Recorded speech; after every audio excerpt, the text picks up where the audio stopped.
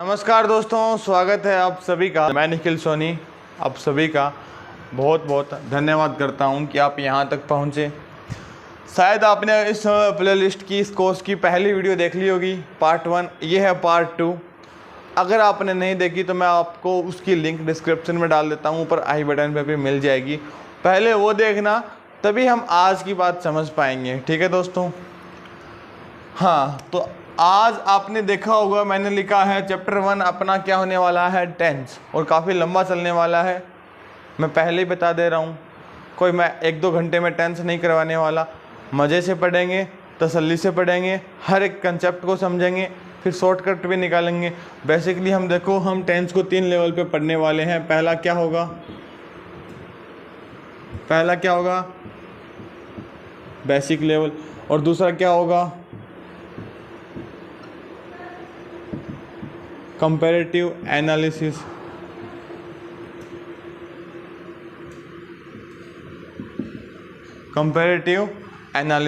और फिर तीसरा हमारे पास क्या होने वाला है, शॉर्टकट्स। क्या होने वाला है? शॉर्टकट्स। हाँ सर, ये करवा दो शॉर्टकट्स, बस और कुछ मत करवाओ। कंसेप्ट की हमें घंटाएं ज़रूरत नहीं है, आप हमें शॉर्टकट्स करवा दो, हम सब कुछ कर लेंगे। Don't worry boys and girls, हम सब कुछ करने वाले हैं। पहले पढ़ेंगे बेसिक लेवल, फिर हम करेंगे कंपैरेटिव एनालिसिस, जो हमारे डाउट्स हैं, जो कन्फ्यूजन है, उनको दूर करेंगे। और फिर हम क्या करने वाले हैं, शॉर्टकट को समझने वाले हैं। बड़े मज़े आएंगे इस क्लासेस में। आप तसल्ली से पढ़ते जाना, अपने दोस्तों के साथ शेयर करते चलो, ताकि उनको भी कभी टेंस में दिक्कत ना आए। टेंस को डिफाइन करने के लिए मैं आपको छोटी सी डेफिनेशन समझाता हूँ। वो क्या है, टेंस क्या होते हैं एक्चुअली? Time of action. क्या होते हैं? Time of action. और शायद मैंने आपको पिछली क्लास में कहा था, वर्ब क्या होती है? Action word. क्या होती है? Action word. मतलब ऐसे वर्ड जो हमें क्या बता दें, एक्शन। वो क्या होती है? वर्ब। तो एक्शन को बताने के लिए हम किन का यूज करेंगे?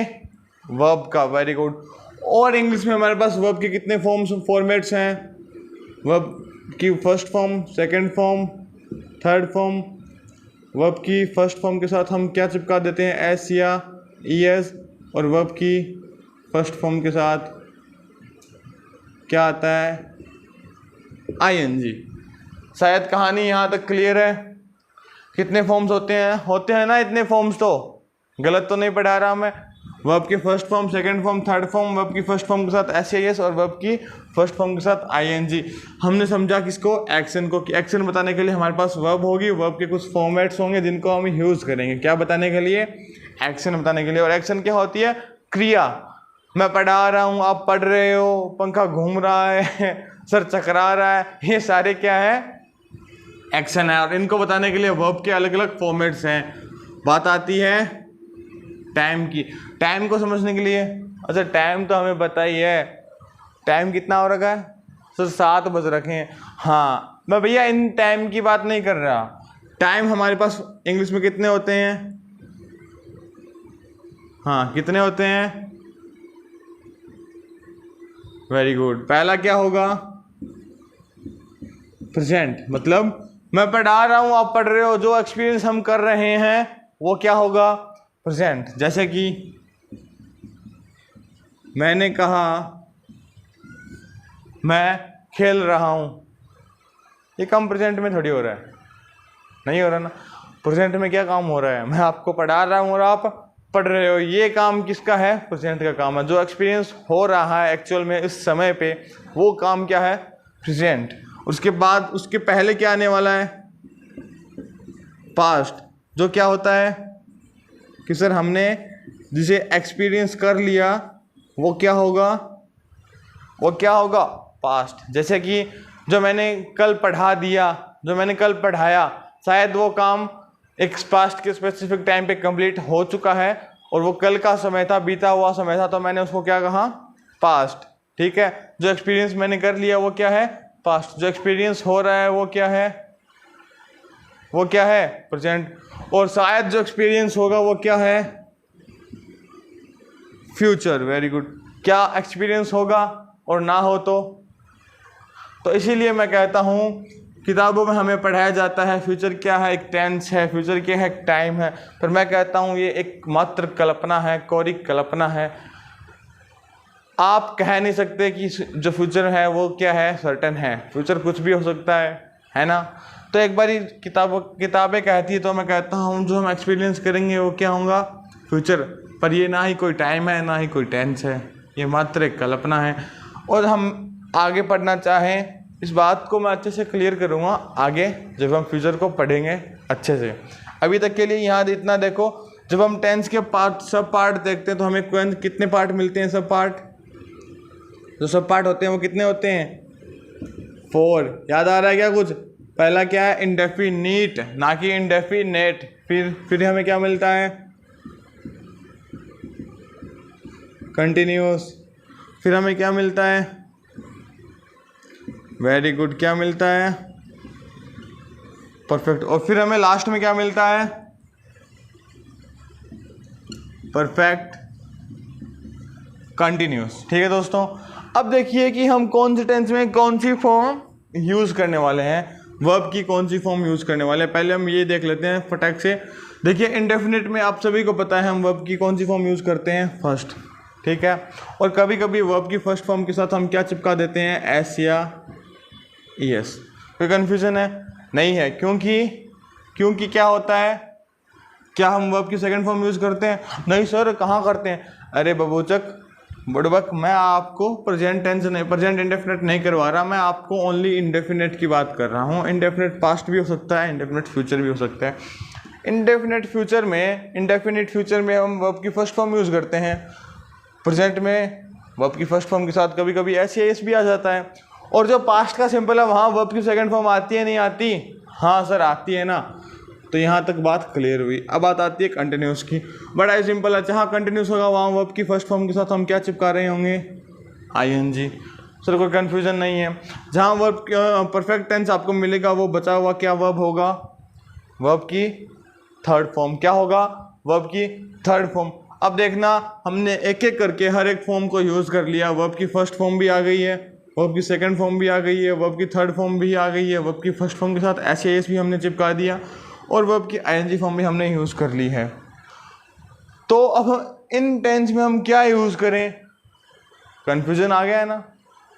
नहीं भैया, कोई कन्फ्यूज़न नहीं है। देखो आप तसल्ली से, यहाँ पे क्या है, परफेक्ट जो हमें पहले भी मिल चुका है, फिर आया कंटिन्यूस जो हमें एक बार फिर पहले मिल चुका है।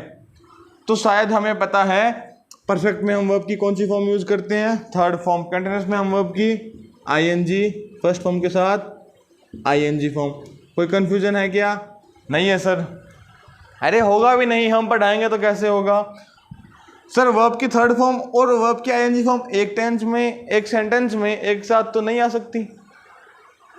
वर्ब की मैन फॉर्म दो मैन फॉर्म, वर्ब की थर्ड भी और वर्ब की आईएनजी फॉर्म, क्या एक ही सेंटेंस में आ सकती है? नहीं सर, ये तो कभी नहीं हो सकता। तो देखिए दोनों भाई भाई थे, परफेक्ट और कंटिन्यूस दोनों लड़ पड़े। परफेक्ट बोलता है वर्ब की थर्ड फॉर्म आनी चाहिए, कंटिन्यूस बोलता है वर्ब की आईएनजी फॉर्म आनी चाहिए। तो फिर हुआ क्या, जब भाई भाई लड़ते हैं तो पड़ोसी आके मामला सुलझाते हैं। और यहाँ पे बहुत ही दयालु स्वभाव की हम व्यक्तित्व के धनी कौन आए, बी, जिनकी कितनी फॉर्म्स होती हैं, इज, एम, आर, वाज, वर, और लास्ट में क्या बच गया, यस। तो लास्ट फॉर्म होती है वो क्या होती है, बीन। तो देखिए दोस्तों ये क्या है, वर्ब की थर्ड फॉर्म। बी बोलता भैया आप नाराज मत हो, आपको थर्ड फॉर्म चाहिए, आप मेरे ले लो ना थर्ड फॉर्म। ठीक है, क्या आया, बीन। क्यों आया, परफेक्ट है तो वर्ब की थर्ड फॉर्म चाहिए, और बी की थर्ड फॉर्म उठाई, क्या उठाया, बीन, क्योंकि दोनों फॉर्म एक साथ नहीं आ सकती। छोटा भाई था, जिद्दी था, वर्ब की आईएनजी फॉर्म चाहिए, ठीक है लगा दी, वर्ब की आईएनजी फॉर्म लगा दी। बात कहाँ अटकी आके कि दोनों भाइयों में सेक्रीफाइस कौन करेगा? ऑब्वियसली जो बड़ा है वो सेक्रीफाइस करेगा, और करता ही आया। परफेक्ट क्या है, बड़ा है। ठीक है, और इन्हीं बात को बहुत अच्छे से समझाऊंगा। ये जो था ना बीन प्लस वर्ब की आईएनजी, हेल्पिंग वर्ब में कन्फ्यूजन होगी ना, वो आगे डाउट क्लियर करेंगे बहुत अच्छे से। यहाँ तक एक बार लिख लो, फिर आगे चलते हैं, जल्दी से लिख लेना।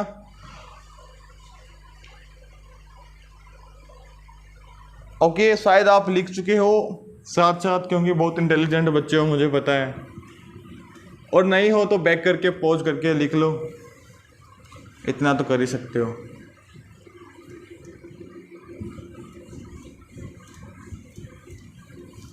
ओके ओके,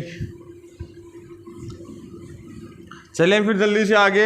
अब हम क्या बनाने वाले हैं, हमने देखा वर्ब की मेन फॉर्म कहाँ और कैसे यूज होती है। अब हम क्या करेंगे, क्या बनाएंगे, मेकिंग ऑफ हेल्पिंग वर्ब। शायद हमने अभी मेन वर्ब के कुछ फॉर्मेट्स देखे, जो हम वर्ब की first form, second form, third form, S और आईएनजी, शायद आपको याद होगा। अब हम बनाने वाले हैं हेल्पिंग वर्ब के साथ, वो फॉर्म कैसे यूज करेंगे। पहला टेंस अपने सामने आता है प्रेजेंट इंडेफिनिट। प्रेजेंट इंडेफिनिट, हम इसे प्रेजेंट सिंपल भी बोल देते हैं, कोई बड़ी बात नहीं है। अब देखिए, मैं इस टेंस को समझाने के लिए इसको दो भागों में डिवाइड करने वाला हूँ। पहला होगा अफर्मेटिव और दूसरा होगा कौन सा, नेगेटिव भी होगा, इंटेरोगेटिव भी होगा। ठीक है, इंटेरोगेटिव, ठीक है। और फिर मैं देखो एफर्मेटिव को फिर दो भागों में डिवाइड करना चाहूँगा, कौन कौन से,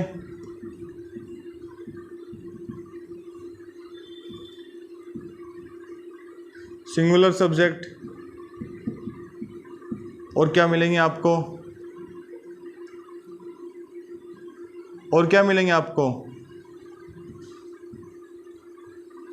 प्लूरल सब्जेक्ट। अपने को टेंसेज में कितने टाइप के सब्जेक्ट मिलने वाले हैं, मैं यहाँ पे आपको लिखा देता हूँ कि आखिर सिंगुलर सब्जेक्ट कौन कौन से होते हैं।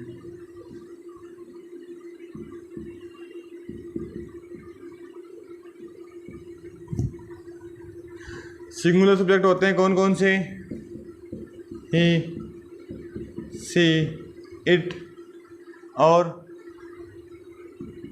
कोई भी नाम। ठीक है, फिर बात आती है किनकी,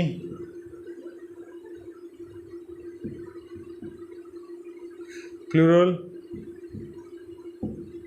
सब्जेक्ट की। और इसको बताने के लिए मैं कहूँगा यू, वी, दे, और कोई भी ऐसे नाम जो क्या हो बहुवचन यानी प्लूरल हो।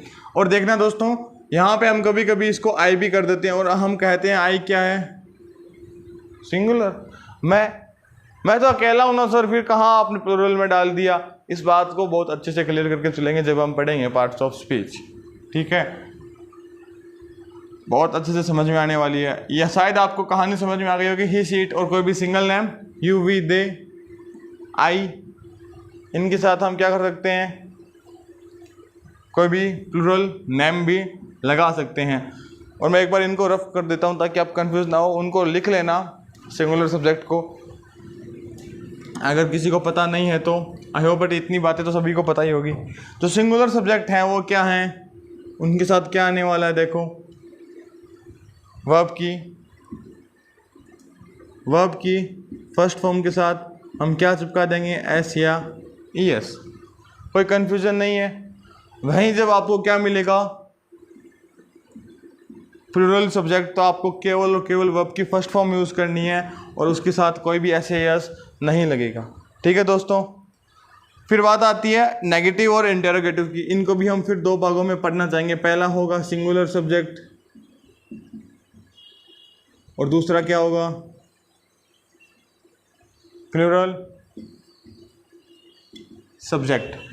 सिंगुलर सब्जेक्ट को बताने के लिए हम क्या करेंगे, हाँ, जब हमने नेगेटिव सेंटेंस के बारे में पढ़ा था पिछली क्लास में, तो हमने कहा था हमें क्या चाहिए हमें नोट। और नॉट अकेला नहीं आता, नॉट किसके साथ आता है, हेल्पिंग वर्ब के साथ। क्या चाहिए हमें, एच वी। यहाँ ज़रूरत पड़ी हमें किसकी, एच वी की। ठीक है दोस्तों, जब हमें ज़रूरत पड़ी किनकी, एच वी की, तो हमने क्या किया, कहाँ से लाएंगे भाई, हमारे पास तो नहीं है ना एच वी, कहाँ से लेके आएंगे, हम जाएंगे अब किसी की हेल्प मांगने। हेल्पिंग वर्ब कैसे बनती है, हेल्प मांग मांग के। तो हमने हेल्प किससे मांगी, प्रेजेंट इंडेफिनेट के पड़ोसी हैं कौन, डू। कौन है, डू। और डू के कितने फॉर्म होते हैं शायद आपको पता ही है, डू, डिड और done. Do, did, done, done, done, done. ये कितने फॉर्म होते हैं, 3। चूंकि हम क्या पढ़ रहे हैं प्रेजेंट, तो हम कौन सी फॉर्म उठाएंगे, फर्स्ट फॉर्म उठाएंगे। और हमने क्या उठाया, फर्स्ट फॉर्म, वो क्या है, डू। अब आपको पता है सिंगुलर सब्जेक्ट के साथ हमने ऊपर एस यूज किया था या नहीं किया था, तो यहाँ भी करेंगे। और क्या आपको वो रूल पता है कहाँ हम एस यूज़ करेंगे, कहाँ हम एस यूज़ करेंगे, नहीं पता। अरे भाई हम किस लिए हैं, हम बताएंगे ना। ओ के लिए हम यूज़ कर देते हैं कभी कभी क्या, एस। ठीक है, ओ के साथ क्या यूज़ करते हैं, एस। और जब हम हेल्पिंग वर्ब के साथ कौन सी फॉर्म यूज़ करेंगे, इंडेफिनेट में तो हमें पता ही है सर, फर्स्ट फॉर्म के साथ एस या एस। क्या यहाँ हम वर्ब की फर्स्ट फॉर्म के साथ एस या एस लगाएंगे, क्या नहीं लगाएंगे। क्यों नहीं लगाएंगे, क्योंकि हमारे पास यहाँ क्या है, हेल्पिंग वर्ब के साथ हमने क्या लगा दिया, एस लगा दिया, तो हमें वर्ब के साथ लगाने की ज़रूरत नहीं है। तो जब हमने बात की प्लूरल सब्जेक्ट की, तो जब आप प्लूरल सब्जेक्ट की बात करते हैं तो यहाँ पे आप क्या करोगे, डू, क्योंकि अपनी मेन क्या थी, फर्स्ट फॉर्म डू थी ना, डू की फर्स्ट फॉर्म क्या है, डू। अब कहाँ हम ऐसे एस लगाते हैं, क्या हमने ऊपर देखा प्लूरल सब्जेक्ट में हम ऐसे एस नहीं लगाते हैं, तो यहाँ पे हम नहीं लगाएंगे। और वर्ब की फर्स्ट फॉर्म ऐसे कैसे आ जाएगी। आप एक बार यहाँ तक लिखो और समझ में आया तो जल्दी से कमेंट करो, मैं आपको पर्सनली रिप्लाई करना चाहता हूँ।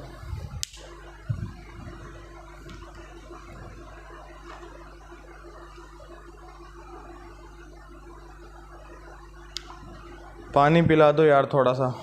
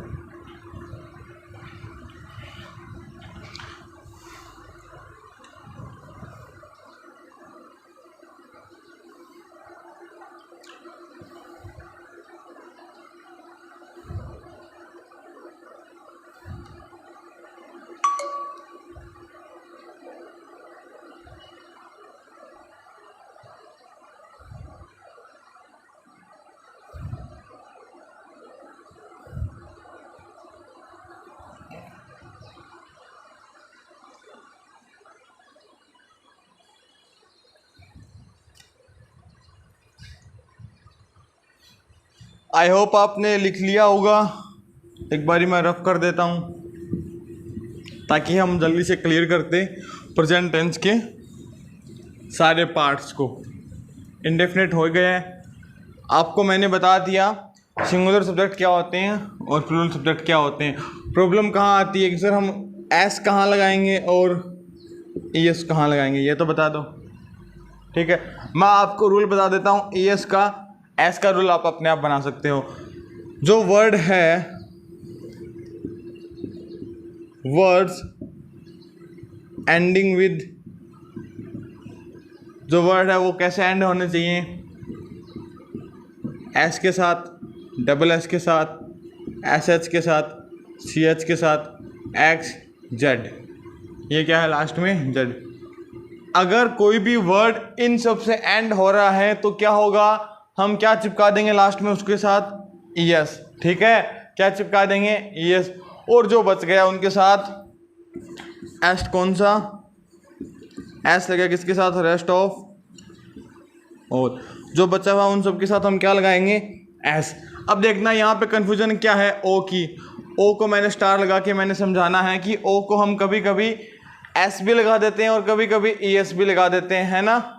जैसे देखो आप सभी को पता है, बड़ा इजी है, जियो मतलब जीओ, नो कि जियो। जियो मतलब गो, गो मतलब जाना, और जब हम इसको SEIS लगाना चाहते हैं तो हम क्या लगा देते हैं, ES। ऐसा ही एक हमने अभी अभी देखा था, डू को हमने क्या बनाया था, डज। मैंने यहाँ देखो, आपको यहाँ मैं एक O भी लगा देता हूँ जिसको मैंने स्टार किया है, क्योंकि कभी कभी हम उस O के साथ ES लगा देते हैं और कभी कभी हम इसी O के साथ क्या कर देते हैं,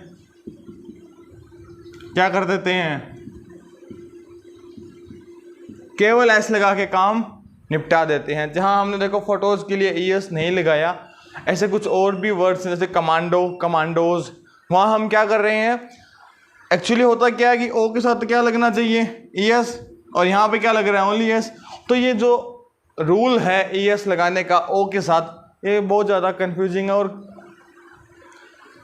एक्चुअली काम भी नहीं करता ये रूल, तो मैं आपको बताऊंगा भी नहीं। O को स्टार किया, कभी कभी ES लगेगा, कभी कभी S लगेगा, बाकी ये रूल काम करने वाला है। ES कहाँ लगेगा, जो वर्ड्स एंड होते हैं किनके साथ, S, SS, SH, CH, X, Z, O, ये सारे किसके साथ होते हैं, इनके साथ क्या लग जाएगा, ES। कोई प्रॉब्लम है दोस्तों, नहीं है। आगे चलते हैं, बात करते हैं टेंस नंबर 2, और वो क्या है, प्रेजेंट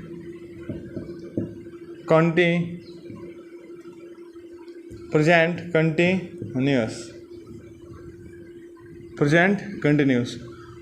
दोस्तों ध्यान देना, हमने पढ़ा था वर्ब की कौन सी फॉर्म आने वाली, यहाँ पे फर्स्ट फॉर्म के साथ ING चिपका डालो, यही पढ़ा था ना।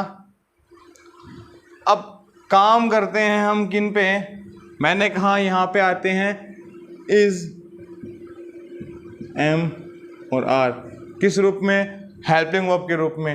और वो ऐसा क्यों होता है, कहाँ से आते, देखो हमें पता है ना कि वर्ब की फर्स्ट फॉर्म प्लस ING लगाने के लिए हमें क्या चाहिए, हेल्पिंग वर्ब। और हेल्पिंग वर्ब आएगी कहाँ से, हेल्प मांग के। और इस बार हम हेल्प किन से मांगेंगे, बोलो ना, हाँ, किससे, बी से। बी की कितनी फॉर्म होती हैं, 3, पहली इज, एम, आर, और दूसरी वाज, वर, और तीसरी क्या है, शायद मैंने थोड़ी देर पहले ही बताया था, बीन। तो चूंकि हम प्रेजेंट की बात कर रहे हैं, कौन सी फॉर्म उठाएंगे, इज MR को, और चिपका डालेंगे कहाँ, प्रेजेंट कंटिन्यूस में। तो यहाँ हमारी क्या बन गई, helping verb plus man verb हो गया ना, helping verb plus man verb, HV plus MV। बात आती है इसका यूज का हम कहाँ करेंगे, देखो दोस्तों इसका यूज हम कहाँ करेंगे, S4, हाँ S4 भैया सिंगुलर सब्जेक्ट,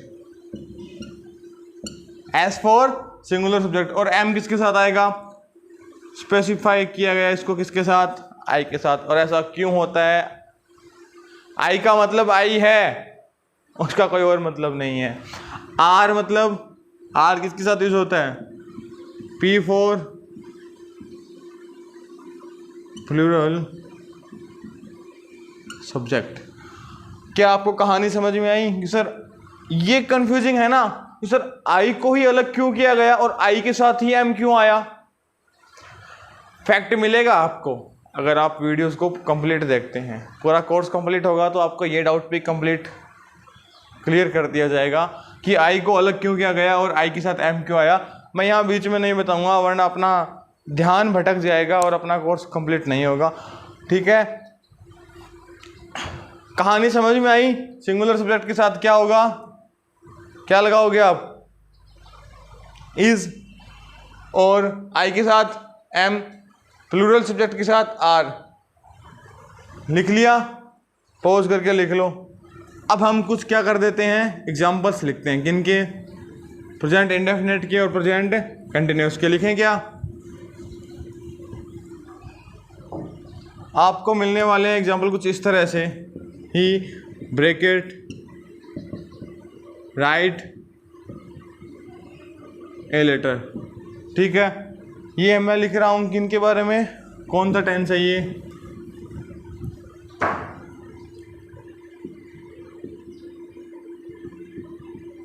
प्रेजेंट।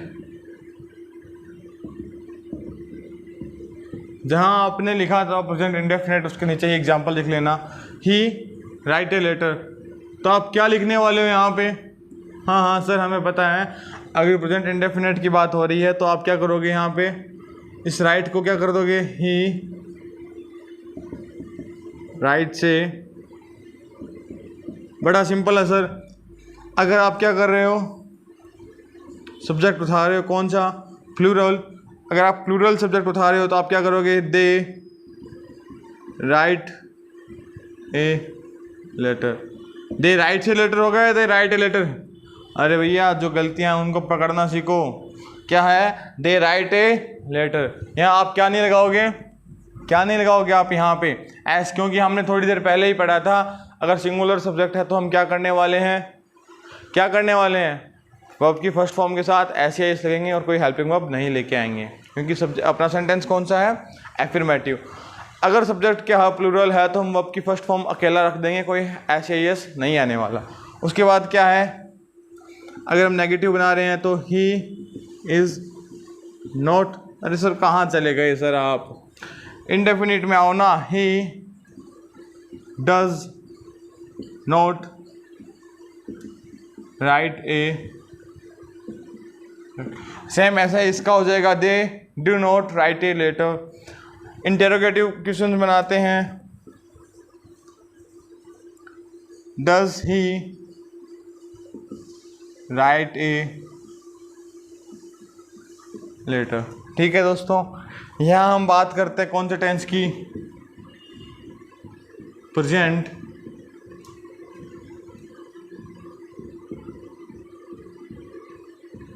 कंटिन्यूअस की। और आपको यहाँ पता है ही के साथ क्या आने वाला है, क्योंकि ही क्या है सिंगुलर सब्जेक्ट, तो ही के साथ इज आएगा, ही इज। हाँ, क्या राइटिंग में डबल टी आता है? क्वेश्चन मुझे स्कूल में एक बच्चे ने पूछा सर कि क्या है जब हम राइटिंग करते हैं तो क्या आता है, डबल टी आता है। गलत हो दोस्तों, आप राइटिंग में सिंगल टी ही आता है। क्या आता है, सिंगल टी। क्या है, आप कभी कभी आपको कंफ्यूजन होगा सर रिटन में तो डबल टी आता है, तो हाँ रिटन में डबल टी आता है, पर जब हम राइटिंग लिख रहे हैं तो सिंगल टी आएगा। He is writing a letter, very good. They are writing a letter, I am writing a letter. यहाँ पे आपने बताया नहीं सर, आपने क्वेश्चन मार्क तो लगाया नहीं ना। जब इंटरोगेटिव होगा तो लास्ट में क्या लगेगा, क्वेश्चन मार्क। ठीक है, अब आप नेगेटिव बनाओगे तो आई के साथ एम और बाद में क्या आने वाला है, नोट। नेगेटिव में नोट आएगा ना, I am not writing a letter, very good. Interrogative बनाओगे तो am I writing a letter, या is he writing a letter. अब कुछ बच्चे बोल रहे होंगे सर आपने इनका स्ट्रक्चर तो नहीं लिखाया, वो मूर्खानंद है तो ये बोलेंगे, क्योंकि मैंने आपको कहा है कि आप पहले जाके पार्ट 1 देखो, मैंने वहाँ पे हर एक सेंटेंस के, हर एक टाइप ऑफ सेंटेंस के स्ट्रक्चर बहुत अच्छे से लिखवाए हैं। नहीं लिखवाए तो आप देखो एक बारी, अपने नोटबुक उठाओ, जहाँ आप नोट्स बना रहे हो वहाँ देखो, मैंने आपको एफर्मेटिव के, नेगेटिव के, इंटरोगेटिव के दोनों टाइप के सारे सेंटेंस के टाइप लिखवाए हैं। ठीक है दोस्तों, पॉज करके एग्जाम्पल लिख लेना, मैं एक बार रफ कर देता हूँ, फिर आगे चलते हैं। आज के लास्ट टॉपिक पे कौन सा है, प्रेजेंट। हाँ प्रेजेंट कौन सा,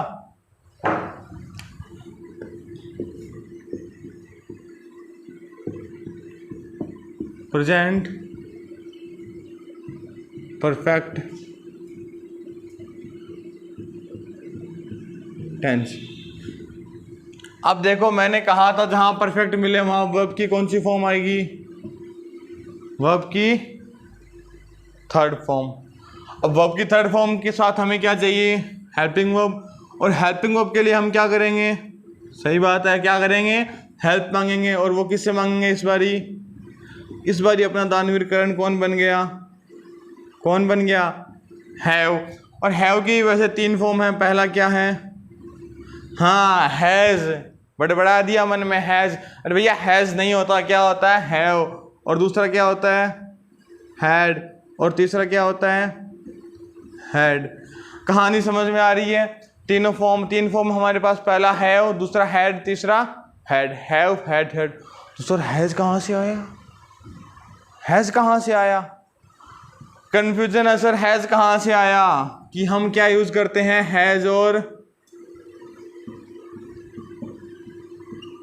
हैव। ये हैज़ कहाँ से आया?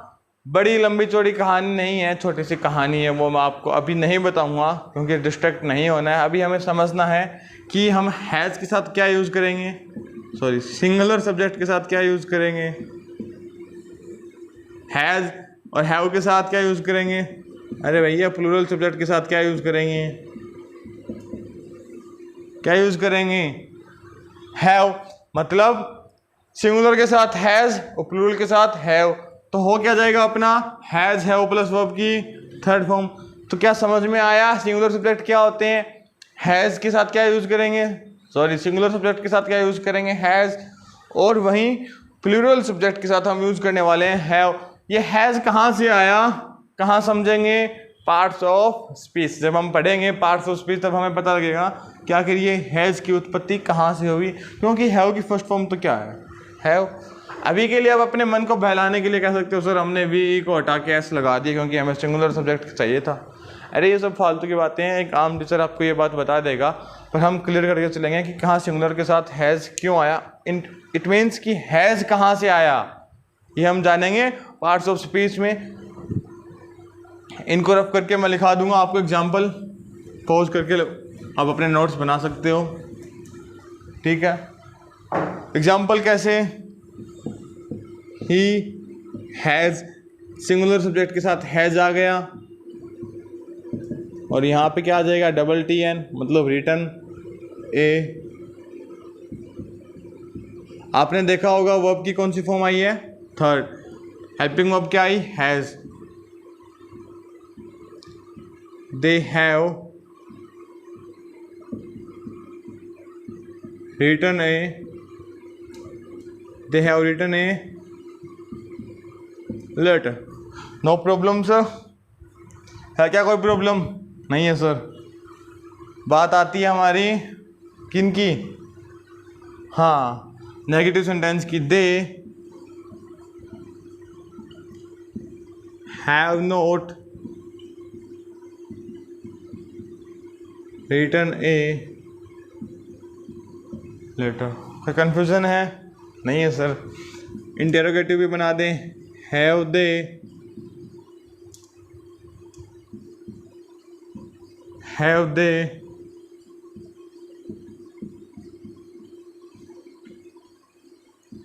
हम कर क्या रहे हैं? हम उन्हीं सेंटेंस के एग्जाम्पल को उन्हीं एग्जाम्पल्स को कन्वर्ट कर रहे हैं इन चारों टाइप ऑफ सेंटेंस में। इन 4 टाइप ऑफ सेंटेंस में हम क्या कर रहे हैं? सेम सेंटेंस को कन्वर्ट करके चल रहे हैं कि हम उनकी हेल्पिंग वर्ब बदल रहे हैं, मैन वर्ब बदल रहे हैं। एक बारी के लिए हम इतना ही काम कर रहे हैं। और मैंने कहा बेसिक लेवल चल रहा है, चिंता मत करो सर। आप हमें एडवर्ब्स नहीं करवा रहे, आप हमें कीवर्ड वगैरह कुछ नहीं लिखवा रहे सर। समझ में कैसे आएगा सर ऐसे? अगर आप 10 दिन की क्लासेस कंप्लीट कर देते हो फिर मेरे को बोलना कि सर समझ में नहीं आ रहा, क्योंकि जब तक आप कहानी को ढंग से समझोगे नहीं, कहानी समझनी स्टार्ट कब होगी? 10 दिन के बाद। ठीक है दोस्तों, यहाँ तक देखो, आपने देखा होगा हमने पढ़ लिया प्रेजेंट इंडेफिनिट के बारे में, प्रेजेंट कंटिन्यूस के बारे में, प्रेजेंट परफेक्ट के बारे में। अब यहाँ तक आज तक के लिए इतना ही है। कल हम पढ़ने वाले हैं past indefinite, past continuous, past perfect. परसों हम पढ़ने वाले हैं future indefinite, future continuous, future perfect. फिर लास्ट में हम पढ़ेंगे कौन कौन से बचे हुए, कौन कौन से present perfect continuous, past perfect continuous और फ्यूचर परफेक्ट कंटिन्यूस। क्योंकि ये क्या है, 2 अलग अलग टेंसों को हमने जोड़ के बनाया है, तो इनको पढ़ने में अलग ही स्वाद आने वाले हैं। ठीक है, आज तक के लिए इतना ही। आई होप आपको कहानी समझ में आई होगी। और वीडियो को यहाँ तक देखने के लिए बहुत बहुत धन्यवाद। कृपया अपने दोस्तों को शेयर करें ताकि उनकी इंग्लिश भी स्ट्रांग हो सके, वो भी ग्रामेटिकली स्ट्रांग हो सके और ग्रामेटिक एरर ना करें और इन एरर से बचें। बहुत बहुत धन्यवाद आपका।